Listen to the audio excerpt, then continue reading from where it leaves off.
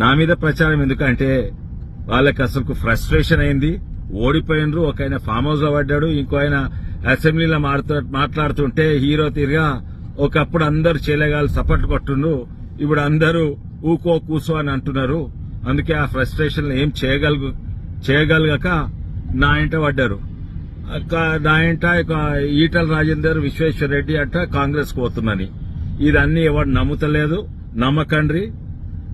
ఎట్టి పరిస్థితుల్లో బీజేపీయే గెలుస్తుంది. ఇక్కడ ఈ వచ్చే లోక్సభ ఎన్నికల అందరు కూడా చెప్పిండ్రు, లోక్సభకైతే మోడీకి వేస్తాం, లోక్సభకైతే విశ్వేశ్వర రెడ్డికి వేస్తాం, లోక్సభ అయితే బీజేపీకి వేస్తామని అందరు కూడా చెప్పిండ్రు. అందుకే ఈ ఫ్రస్ట్రేషన్ లా వాళ్ళు తట్టుకోగలుగుతలేరు. లోక్సభ ఆల్రెడీ అసెంబ్లీలో వాళ్ళు గెలలేరు, లోక్సభలో ఒక్కటి వచ్చినా అది మా ఎక్కువనే అనుకుంటా. 0 వచ్చే అవకాశం కూడా ఉన్నది టీఆర్ఎస్ కు, తండ్రి కొడుకుల పార్టీకి.